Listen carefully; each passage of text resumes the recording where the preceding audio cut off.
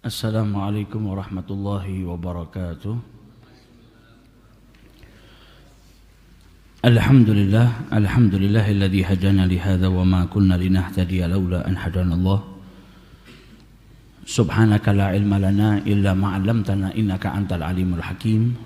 Rabbi shrah li sadri wa yassir li amri wahlul 'uqdatam min lisani yafqahu qawli. Allahumma salli wa sallim ala sayyidina Muhammadin miftahi bab rahmatillah ajada ma fi ilmillah salatan wa salaman daimaini bidawami mulkillah wa ala alihi wa sahbihi ajma'in amma ba'du.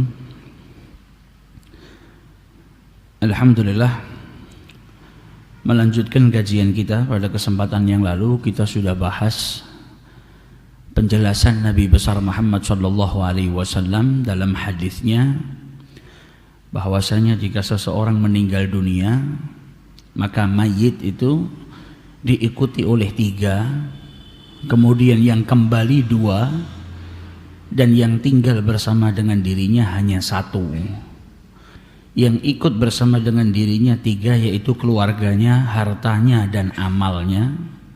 Setelah dimakamkan keluarganya kembali, hartanya kembali, dan yang tertinggal dengan dirinya adalah amalnya.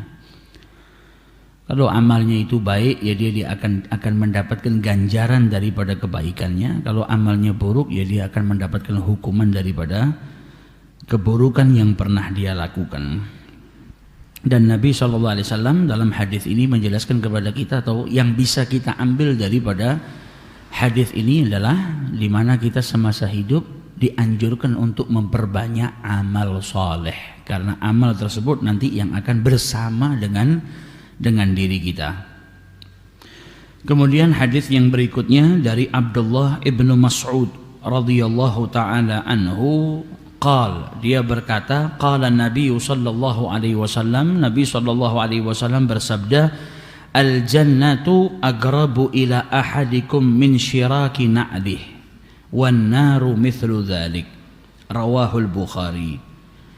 Nabi SAW bersabda, sesungguhnya surga itu lebih dekat dengan salah seorang daripada kalian melebihi daripada syiraki na'lihi, tali sepatunya, wan naru mithlu dhalik, begitu juga dengan neraka.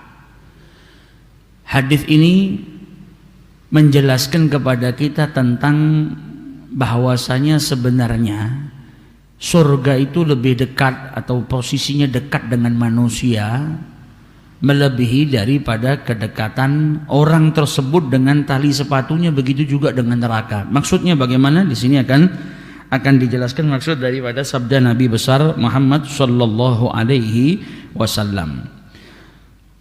Yang bisa diambil daripada hadis ini adalah targhib ala fi'li ta'ah. Jadi adanya penekanan, kita diajak untuk memperbanyak ketaatan walaupun itu sedikit. Wa tahdhiran minal ma'asi, dan juga tahdhir atau peringatan daripada perbuatan maksiat walaupun itu sedikit. Hadis ini ngajak kita supaya memperbanyak ketaatan dan jangan pernah remehkan ketaatan. Walaupun itu ketaatan-ketaatan yang mudah dilakukan atau ketaatan-ketaatan yang kecil. Karena terkadang ada orang yang memilah-milah amal soleh.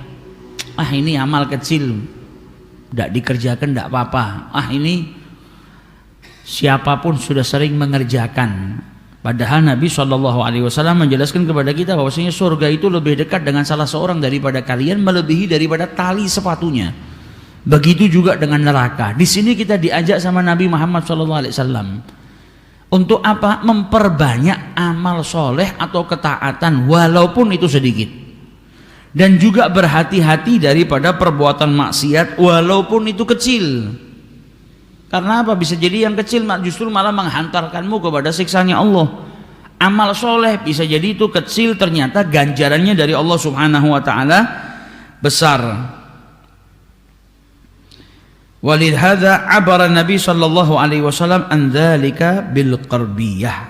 Makanya dijelaskan sama Nabi Muhammad SAW, diberikan penjelasan yang mudah kita pahami dengan apa? Dekat.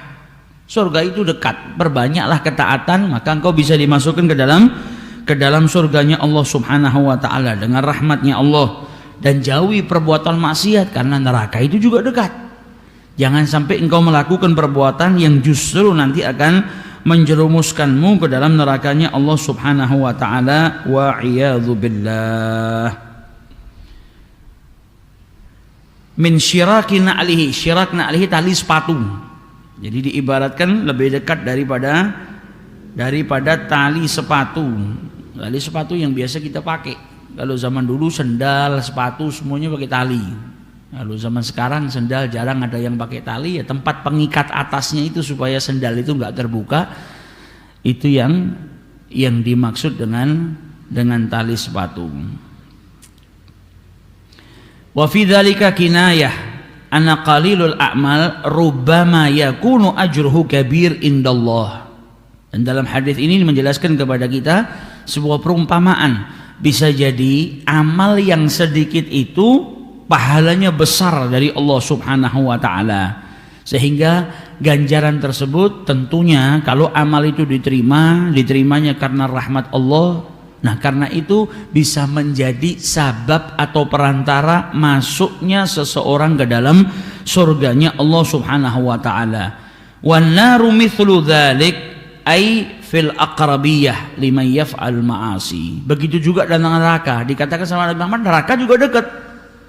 Jangan sampai engkau melakukan perbuatan maksiat yang akhirnya mengantarkanmu ke dalam nerakanya Allah Subhanahu wa taala. Kemudian dijelaskan di sini kenapa kok diperumpamakan dengan syirak na'lih, dengan tali sepatu. Karena manusia itu bisa mendapatkan pahala dan hukuman itu kan karena perbuatannya. Sesuatu yang dia lakukan, perbuatan. Nah, perbuatan itu dilakukan kan dengan pergerakan. Bisa jadi kau jalan ke tempat yang diridhoi oleh Allah Subhanahu wa taala, maka itu datangkan pahala. Bisa jadi engkau malah berjalan ke tempat yang dimurkai oleh Allah Subhanahu wa taala, itu datangkan dosa. Bisa jadi kau melakukan kebaikan, dengan kau melangkah ke sana engkau mendapatkan surganya Allah. Bisa jadi engkau melakukan perbuatan maksiat, engkau melangkah untuk melakukan perbuatan maksiat, nah itu mendatangkan kemurkanya Allah Subhanahu wa taala.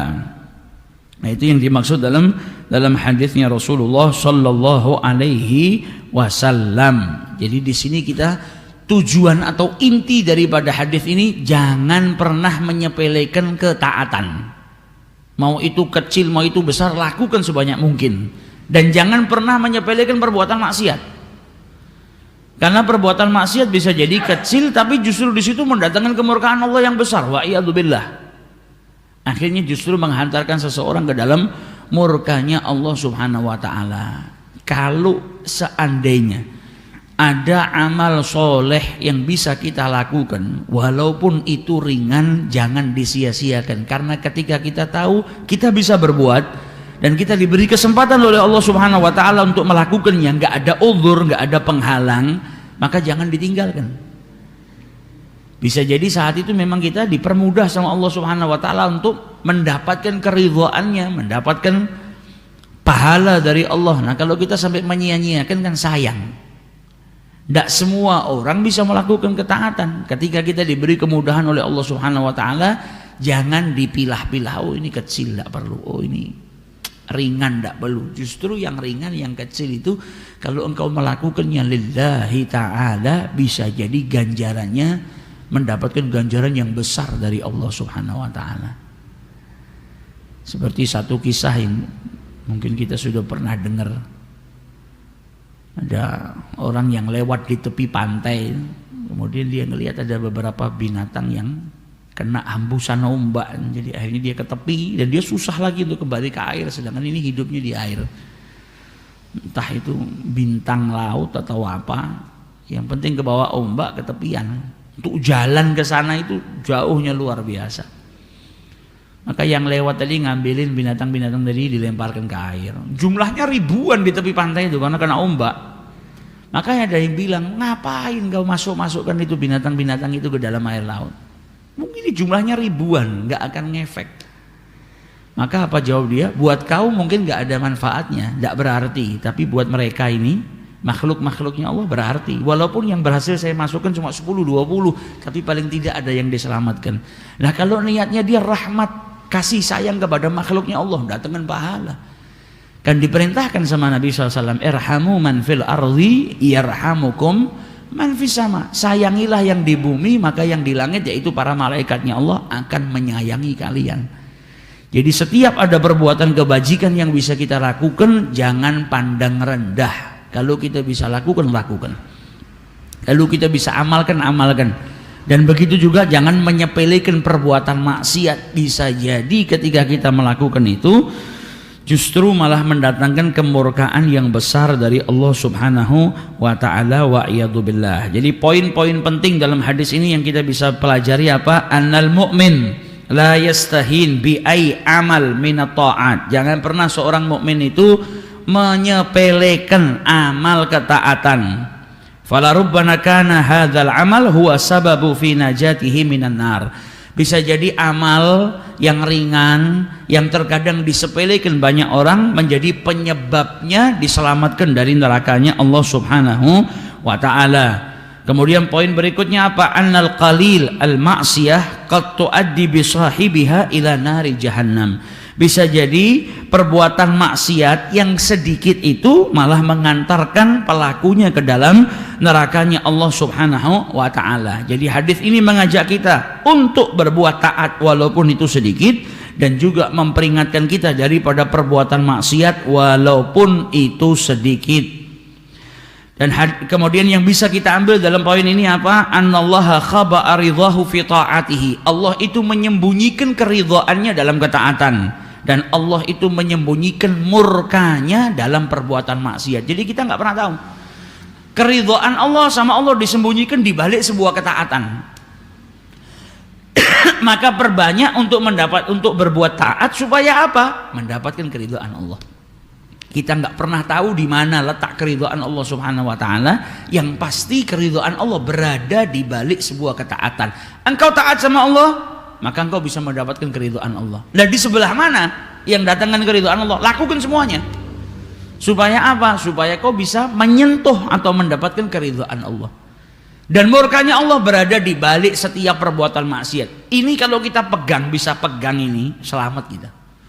Setiap perbuatan maksiat, perbuatan dosa, di baliknya ada murkanya Allah. Murkanya Allah bisa menjerumuskan saya ke dalam siksa. Itu kita tanamkan dalam diri kita. Ayo ngerasain orang ketika nafsu, ngajak ngerasain orang, ngomongin orang, mencaci maki orang, ngelek-ngelek orang. Kita ingat, ini maksiat, ini dilarang, dan di belakang perbuatan maksiat ada murkanya Allah. Gak mau saya dimurkai Allah. Apa manfaatnya saya ngomongin orang, nyaci orang, ngelek-ngelek orang, kalau ternyata saya harus dapat murkanya Allah. Nah ini kita pikirkan. Setiap kali kita melakukan perbuatan apapun, jadikan itu tuh ada di benak kita. Kalau perbuatan ta'ah di belakangnya ada ridha, kalau perbuatan maksiat mau besar mau kecil tetap di balik itu ada sakhatillah. Itu bisa jadikan kita berhati-hati. Jangan sampai kita ngerjakan semua yang diperintahkan oleh Allah, maksiatnya juga jalan. Karena Nabi SAW sudah memperingatkan kita, nanti di hari kiamat, di hari manusia dibangkitkan, dihisab oleh Allah Ta'ala, ada orang yang disebut dengan muflis, bangkrut, ibarat kantor perusahaan pailit. Para sahabat ketika ditanya sama Nabi, atadruna manil muflis, apakah kalian tahu siapa orang yang bangkrut, yang muflis, yang pailit? Para sahabat jawab, yang nggak punya dirham, nggak punya barang, itu yang bangkrut. Kata Nabi Muhammad, bukan. Yang bangkrut itu yang datang di hari kiamat, dia bawa pahalanya sholat, dia bawa pahalanya puasa, dia bawa pahalanya zakat. Perbuatan-perbuatan yang wajib perintahnya Allah dikerjakan, dan dia kembali kepada Allah bawa pahala. Tapi ternyata di buku catatan amalnya didapatin dia pernah mencaci fulan, mukul fulan, numpahkan darahnya fulan, ngambil hartanya fulan tanpa hak. Nah ini yang bangkrut. Kenapa bangkrut? Karena pahalanya akan diambil oleh Allah, diberikan kepada orang-orang yang dia zolimi semasa hidupnya di dunia. Kau pernah dia apa? Ditampar, diambil, nih ganti tamparannya. Kau pernah dia apa? Oh harta saya pernah diambil tanpa izin, dipaksa, dizolimin, diambil pahalanya. Kalau semua orang yang dizalimin itu sudah dibagikan pahalanya ini, pahalanya orang ini entek, sisanya tinggal dosa, ternyata masih ada orang-orang yang masih dizalimin belum kebagian pahala, maka yang tidak kebagian pahala tadi dosanya diambil, diberikan kepada orang yang muflis tadi, yang bangkrut tadi. Jadi pahalanya sudah habis, malah ketambahan dosa, makanya dikatakan bangkrut. Hati-hati, ada orang yang di hari kiamat nanti juga mendapatkan kebangkrutan. Maka jauhi perbuatan-perbuatan yang dilarang oleh Allah Subhanahu wa taala. Kemudian hadis yang berikutnya dari Abi Sofwan, salah seorang sahabat Nabi Muhammad sallallahu alaihi wasallam. Dia mendengar Rasulullah sallallahu alaihi wasallam bersabda, "Khairun nasi man ta'ala umruhu wa hasuna amaluhu." Rawahu Tirmidzi wa qala haditsun hasan. Nabi sallallahu alaihi wasallam bersabda, "Khairun nas," sebaik-baik manusia adalah man ta'ala umruhu, yang panjang umurnya, wa hasuna amaluhu, dan baik amal perbuatannya.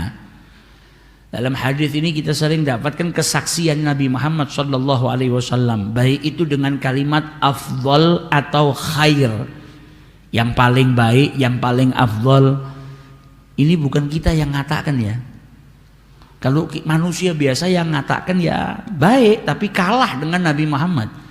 Kita kan sering ketemu, wah kalau di daerah fulan itu yang paling baik orangnya fulan. Ini kan kesaksian. Bukan berarti kalau yang paling baik tidak ada yang baik lagi selain dirinya, tapi di matanya yang paling baik itu fulan. Oh kalau di daerah situ yang paling dermawan yang saya kenal fulan. Dapat kesaksian dari seseorang. Nah ini yang memberikan kesaksian siapa? Nabi Muhammad SAW.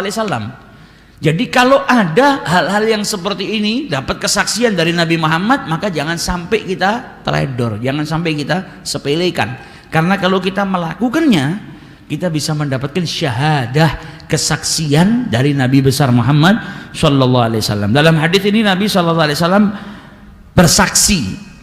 Kesaksiannya apa? Khairun nas, sebaik-baik manusia adalah man tala umuruhu, yang panjang usianya, umurnya panjang, wa hasuna amaluhu, dan amal perbuatannya baik. Kalau umurnya cuma panjang tapi amalnya jelek, banyak, dan itu enggak termasuk daripada golongan yang baik. Tapi kalau dikasih usia panjang sama Allah Subhanahu wa taala, amal perbuatannya baik. Nah, ini yang istimewa. Ini yang dapat syahadah dari Nabi sallallahu alaihi wasallam. Pada kesempatan yang lalu kita sudah kaji sahabat Nabi yang salah satunya usianya panjang. Siapa? Anas ibnu Malik. Ketika ada seseorang diberikan usia panjang sama Allah Subhanahu wa taala, digunakan untuk kebaikan, maka dia bisa mendapatkan syahadah khairun nas, atau sebaik-baik manusia, atau diantara manusia ini yang dapat kesaksian dari Nabi Muhammad yang paling baik adalah orang yang usianya panjang dan amal perbuatannya juga baik.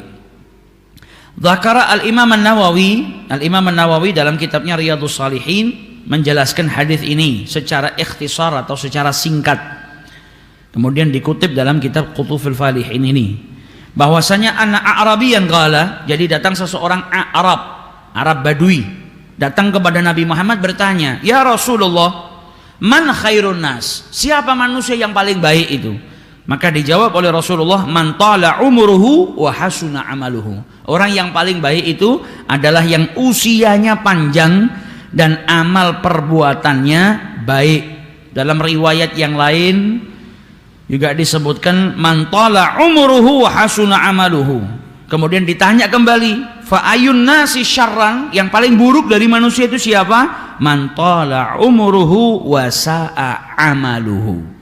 Yang usianya panjang dan perbuatannya buruk, itu yang paling buruk. Kalau yang paling baik usianya panjang, amal perbuatannya baik.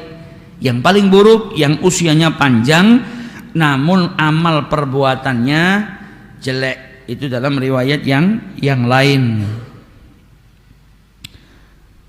Kemudian dijelaskan khairun nas, yaitu artinya ai afdhaluhum, yang paling afdol atau yang paling baik.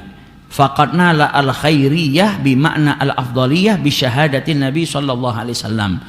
Yang disebut sama Nabi khairin nas atau yang paling afdal itu adalah orang yang mendapatkan syahadah atau kesaksian dari Rasulullah sallallahu alaihi wasallam. Siapa mereka? Man tala umuruhu, yang panjang usianya, wa hasuna amaluhu, dan baik amal perbuatannya, yaitu semasa hidupnya di muka bumi ini dalam usia yang panjang dia melakukan perbuatan ma yuqarribuhu min maulah, melakukan perbuatan yang selalu senantiasa mendekatkan diri kepada Tuhannya, entah itu dengan berzikir, beramal soleh, beribadah, sholat. Yang terpenting dalam kehidupannya semasa di dunia itu dia gunakan waktu-waktunya, dia gunakan usianya untuk mendekatkan diri kepada Allah Subhanahu wa taala.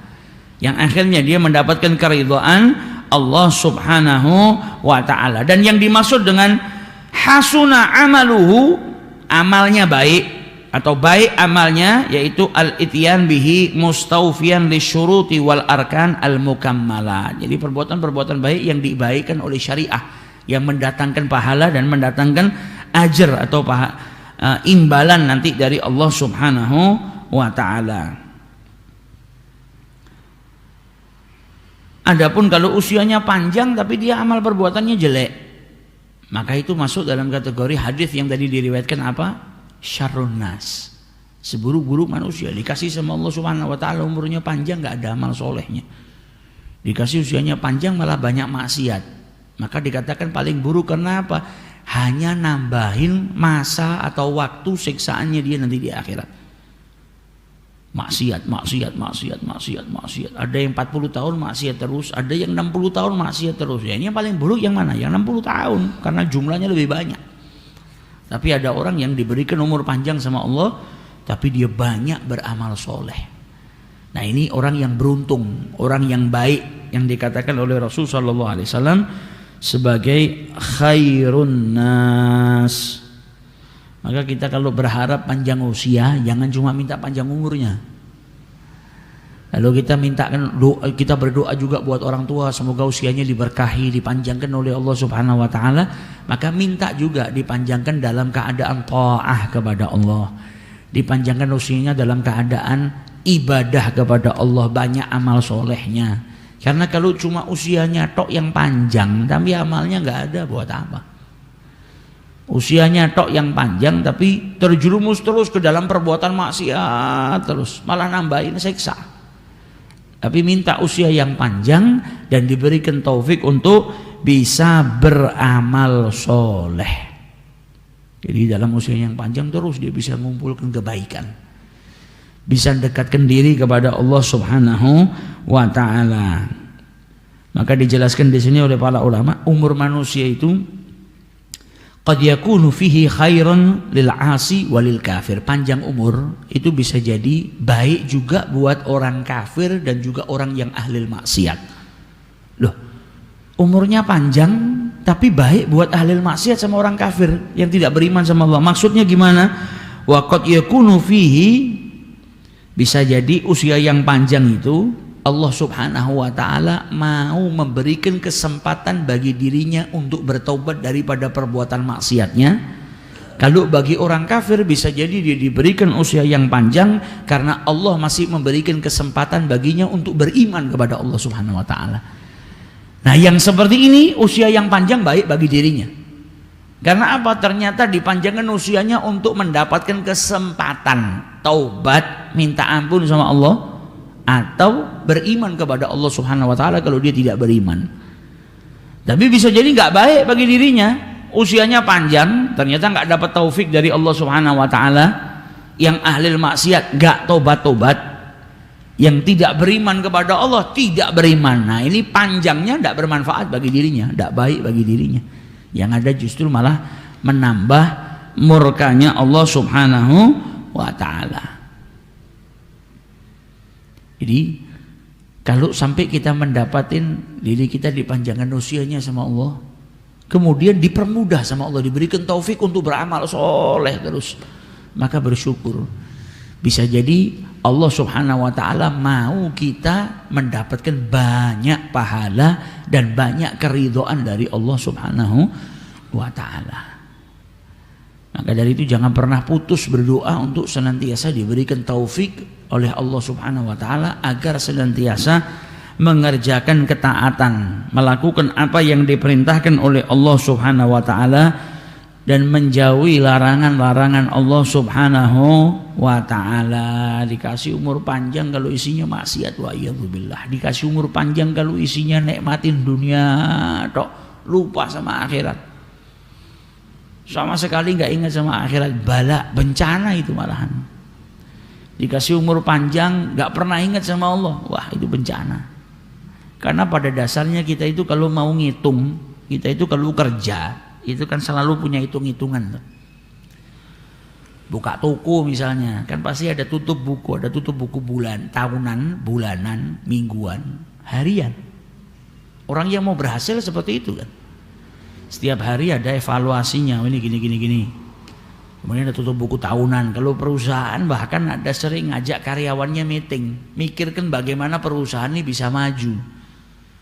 Nah kita tapi terkadang untuk diri kita sendiri kita nggak pernah punya meeting untuk diri kita sendiri.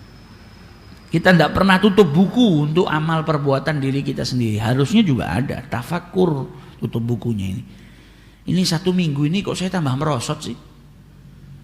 Minggu kemarin sholat di masjid lebih banyak, minggu ini kok merosot. Kalau nggak ada pemikiran seperti itu ya nggak ada perbaikan.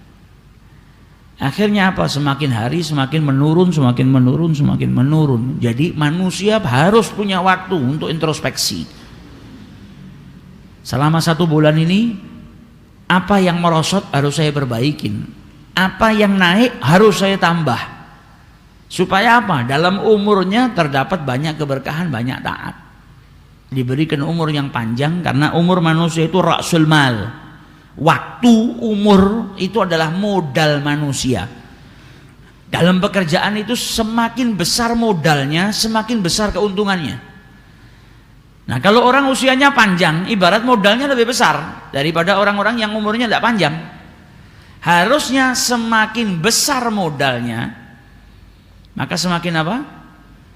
Semakin banyak keuntungannya. Ada orang punya modal 500 juta dipakai kerja, untuk mendapatkan keuntungan 100-200 juta lebih mudah bagi orang yang modalnya 500 juta.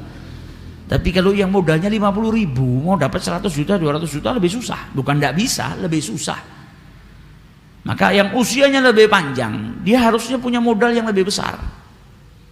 Dia bisa dapatkan keuntungan yang lebih besar. Maka harus ada kita duduk introspeksi, berapa banyak waktu yang kita gunakan untuk ketaatan kepada Allah. Berapa banyak waktu yang kita gunakan sia-sia. Karena kalau kita mau duduk ngitung, kita baru nyadari ternyata banyak waktu yang kebuang untuk sia-sia. Anggap kita bangun jam 4:30 subuh lah, sampai kita malam tidur jam 10 malam. Berapa jam itu? Biar ngitungnya gampang, jam 5 subuh sampai jam 10 malam. Berapa puluh jam? 5 ke 5 sore 12, tambah 5 lagi 17 jam. Berarti yang hilang dari 24 jam tadi berapa? 7 jam. 7 jam kita pakai buat tidur sudah. Sisanya berapa? 17. Nah 17 itu apakah semuanya kebaikan? Ternyata kalau dikumpulkan sholatnya cuma setiap sholat 10 menit lah, kali 5, 50 menit. Iya kalau 10 menit, hitung 10 menit lah, 50 menit, hitung 1 jam.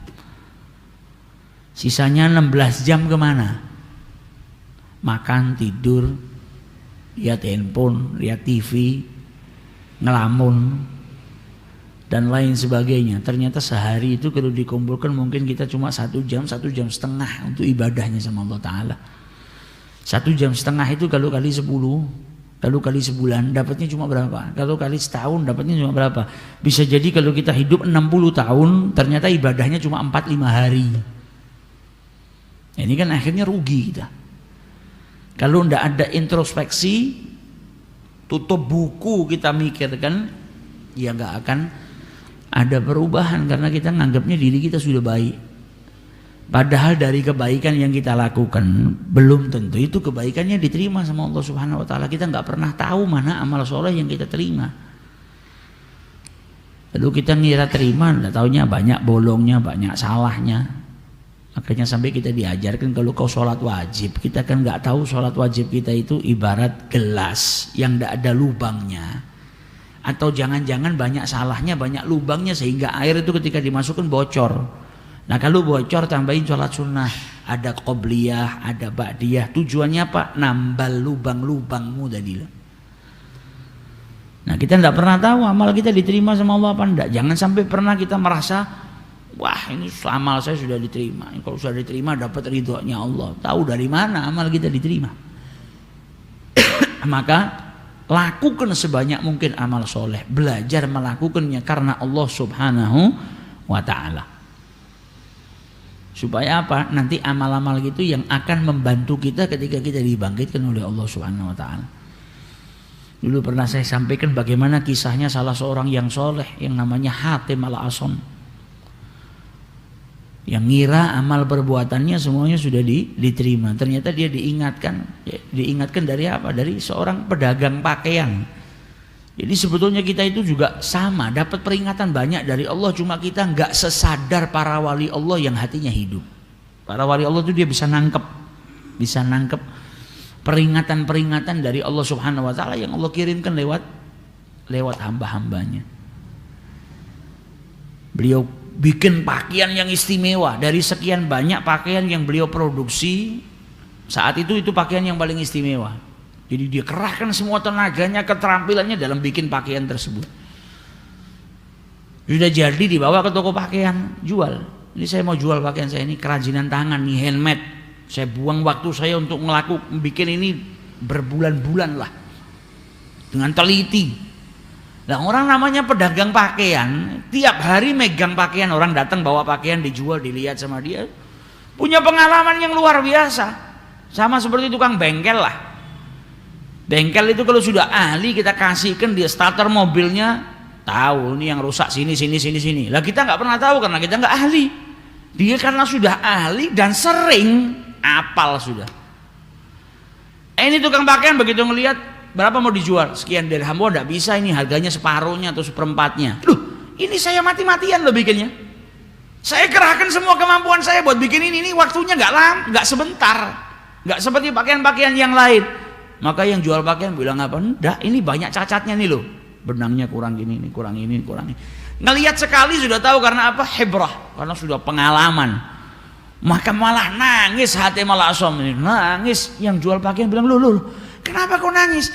Kalau kau tidak setuju dengan harga yang saya tentukan, ya sudah saya naikkan. Kau mau berapa saya naikkan? Jangan nangis. Kata hati malah asom, saya nangis bukan karena harga pakaian, tapi pelajaran yang dia bisa ambil dari situ. Saya itu ngira pakaian saya sudah perfect. Saya bikin dengan sekuat tenaga saya, dengan segenap keterampilan saya kira ini sudah pakaian saya ini sudah paling perfect, tidak ada cacatnya. Tapi engkau yang ahli dalam pakaian ini begitu melihat tahu cacatnya di mana. Nah saya takut kalau amal perbuatan saya yang selama ini saya lakukan saya kira sudah bagus, sudah sempurna. Ternyata nanti ketika saya dihisab oleh Allah banyak kekurangannya yang saya nggak sadar seperti pakaian ini. Yang ditangisin bukan pakaiannya, ini orang yang hatinya hidup. Orang yang hatinya hidup itu dia bisa menangkap pelajaran apapun yang ada di hadapannya. Nah gunanya kita itu belajar ilmu-ilmu tazkiyatun nufus, mensucikan hati, bersihkan hati dari penyakitnya, dari kotorannya supaya hati itu hidup. Kalau hati itu sudah hidup dia bisa ngambil pelajaran dari apapun. Ada orang berbuat buruk kepada diri kita, kita nggak marah, tapi itu pelajaran. Oh, Allah itu mau saya ngerasakan kalau ada orang ngomong ndak enak, itu rasanya gimana sih? Tujuannya apa? Biar saya ndak ngucapkan kata yang ndak enak kepada orang lain. Nah itu cara pandangnya orang-orang arif billah itu sampai seperti itu. Al-Imam Al-Ahnaf ketika ditanya dari mana kau belajar kebijaksanaan, dia bilang dari mana? Dari diri saya sendiri. Loh, bagaimana caranya orang belajar dari dirinya sendiri? Belajar itu harus dari orang lain. Enggak, saya belajar dari diri saya sendiri. Kalau ada orang berbuat buruk kepada saya nggak senang. Saya nggak suka, maka saya tidak melakukan perbuatan itu kepada orang lain. Kalau ada orang nyaci maki saya, kan saya nggak seneng, nggak enak dicaci itu. Maka saya belajar dari ketidakenaan itu, saya belajar apa? Tidak melakukan itu kepada orang lain. Kalau ada orang mendolimi saya, didolimi itu nggak enak, maka saya belajar untuk tidak melakukan perbuatan dolim itu kepada orang lain. Salah seorang yang soleh lainnya ketika ditanya, kau ini belajar adab yang luar biasa ini dari mana? Dari gillatil adab.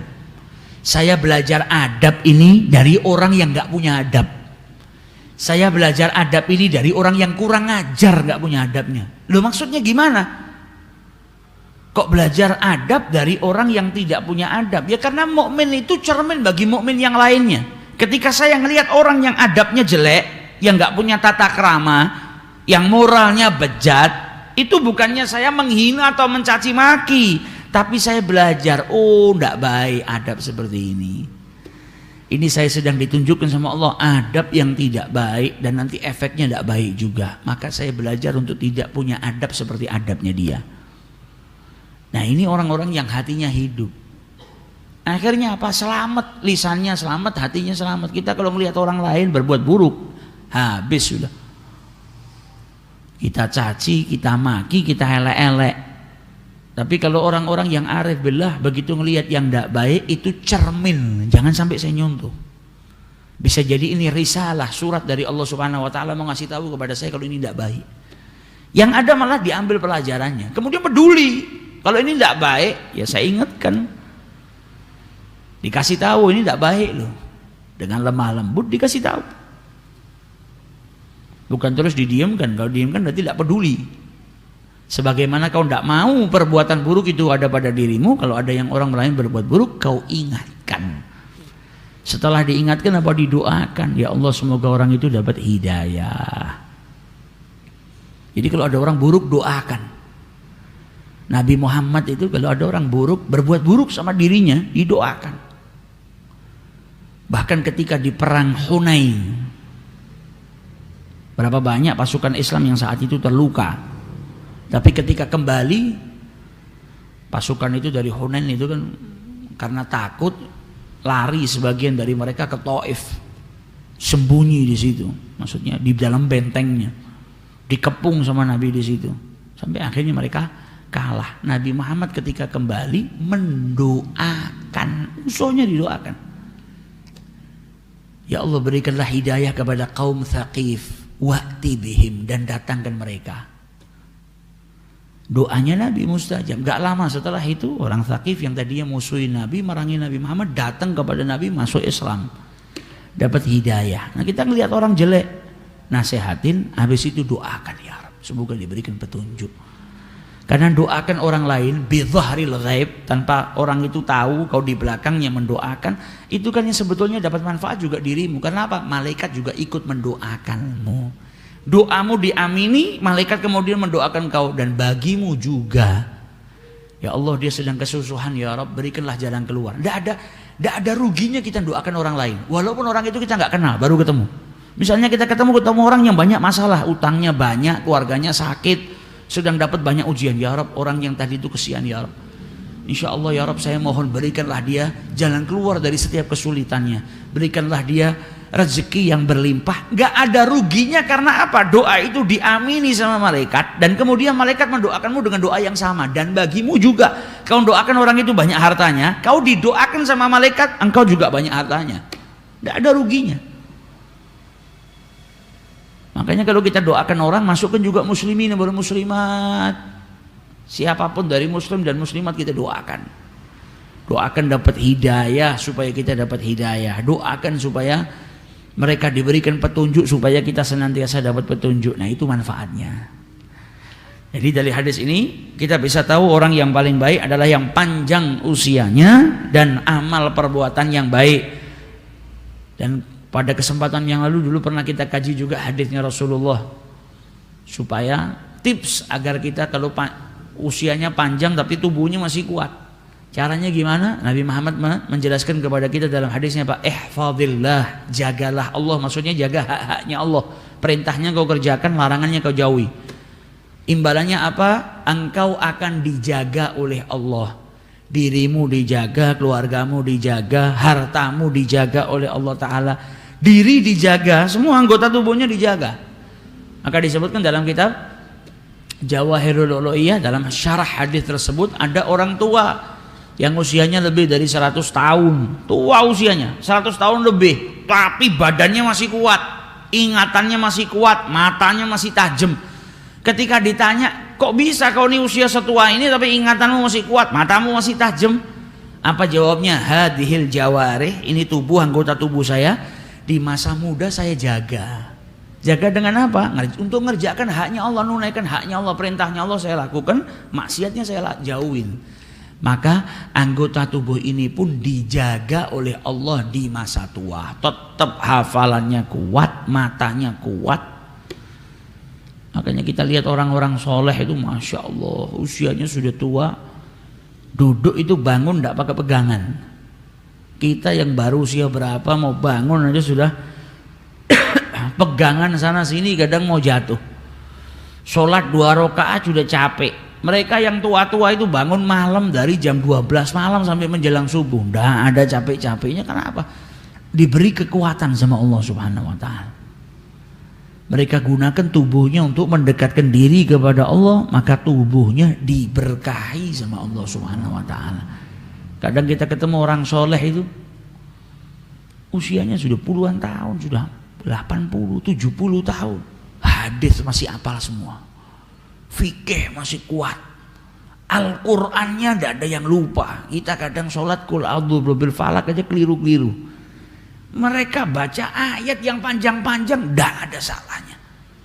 Hafalannya masih kuat. Karena apa? Karena dia jaga.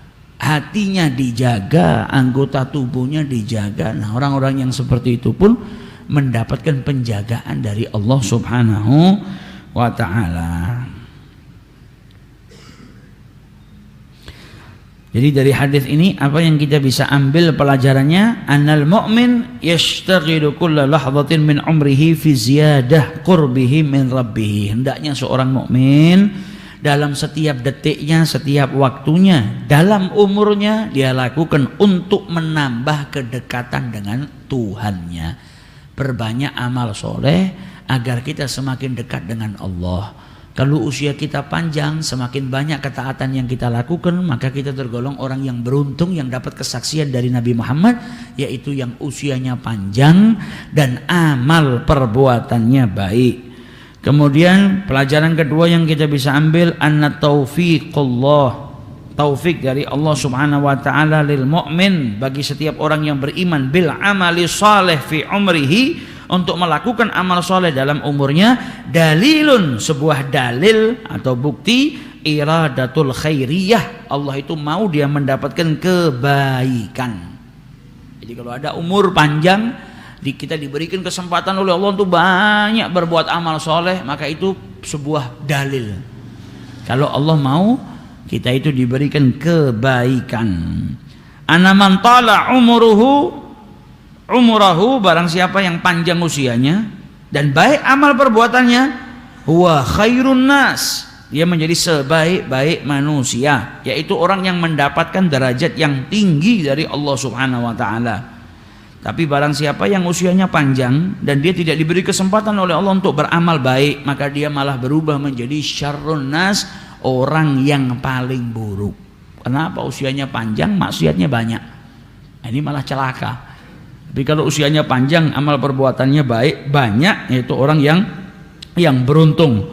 Panjang umur, qad yakunu ni'mah, bisa jadi itu sebuah kenikmatan, wa qad yakunu nikmah, bisa jadi itu malah sebuah bencana. Panjang usia, kalau kita diberikan kesempatan oleh Allah untuk banyak beramal soleh, berarti panjang umurnya nikmah. Tapi kalau panjang umur, tapi justru malah menjadikan kita berbuat maksiat, datangkan murkanya Allah, maka itu nikmah, itu malah merupakan bencana.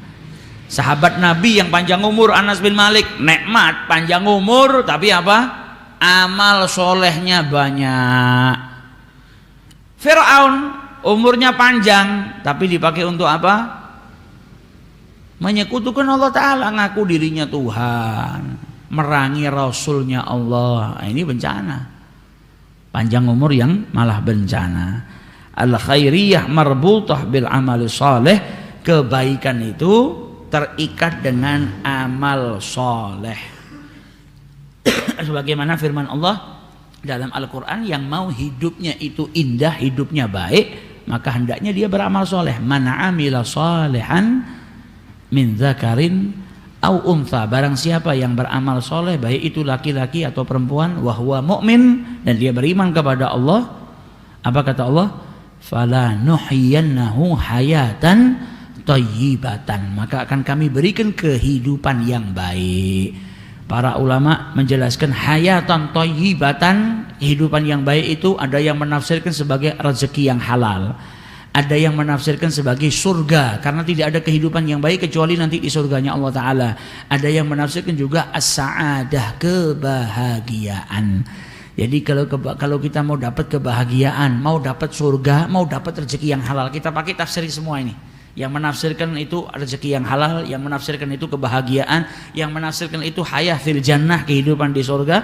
Berarti kita bisa ambil kesimpulannya, yang mau enak hidup di surga, yang mau mendapatkan kebahagiaan di dunia sampai di akhirat, yang mau mendapatkan rezeki yang halal, berarti syaratnya apa? Al-amalus soleh, beramal yang baik. Jadi ibarat amal soleh itu buah, kita itu disuruh nanam buahnya, nanam pohonnya. Amal soleh tadi kita nanam pohon. Ketika sudah ditanam berbuah, buahnya itu rezeki halal, buahnya itu sa'adah, buahnya itu hayah fil jannah, kehidupan di surganya Allah Ta'ala. Jadi kita nggak bisa ngambil buahnya orang lain, jak berantem kita ngambil buahnya orang lain. Ya kita harus izra, harus nanam buah, harus nanam pohon, dan juga pikirkan tanaman juga untuk masa depan. Untuk siapa? Anak-anak kita, supaya kalau kita mati masih bisa dapat pahalanya amal. Karena apa? Waladun soleh yad'u lahu, anak soleh yang mendoakan orang tuanya. Ibarat kata kita kalau di Indonesia ini pohon yang lama apa namanya tumbuhnya jati ya, butuh waktu puluhan tahun ya. Dulu ada kisahnya orang tua nanam nakhlah, nanam kurma. Kurma itu kan tingginya, besarnya kan lama. Usianya sudah tua, 70 tahun, 80 tahun misalnya. Dia nanam pohon kurma. Ada yang lewat tanya, kau ini ngapain? Umur segini kok nanam pohon kurma? Ini pohon gak sampai tingginya sedengkulmu, mungkin kau sudah mati. Apalagi berbuah. Ngapain? Kau gak nanam yang lain yang bisa kau isipin buahnya? Apa kata orang tua tadi? Kurma-kurma yang ada ini dulu juga ditanam oleh orang-orang tua yang seperti saya. Dia ndak nikmatin buahnya, tapi kita generasi yang sekarang yang nikmatin buahnya. Jadi kita ya harus melanjutkan. Kita juga harus menanam sesuatu kebaikan untuk anak-anak kita. Mungkin hari ini anak-anak kita masih kecil, kita ajarin sholat, kita ajarin didik untuk cinta sama Nabi, baca Al-Quran, belajar ilmu syariat. Kita belum ngelihat hasilnya, tapi nanti ketika kita sudah ndak ada, anak kita sudah terbiasa dengan pendidikan tersebut, maka pikirkan juga tanaman mustakbal, tanaman masa depan. Kenalkan anak kita kepada masjid, kenalkan anak kita kepada majelis ilmu, kenalkan anak kita kepada ulama, kepada orang-orang yang soleh, supaya apa? Nanti di masa depannya anak kita bisa mendapatkan jalan yang diridhoi oleh Allah Subhanahu wa ta'ala. Semoga kita dijadikan orang-orang yang beruntung oleh Allah Subhanahu wa ta'ala, diberkahi usia kita, dipanjangkan usia kita dengan penuh ketaatan untuk mendekatkan diri kepada Allah Subhanahu wa ta'ala, dijauhkan daripada sifat-sifat yang buruk. Begitu juga kedua orang tua kita, anak-anak kita, keluarga kita, diberkahi usia mereka dalam keadaan ta'atillah, taat kepada Allah Subhanahu wa ta'ala. Amin ya rabbal alamin. Wallahu a'lam.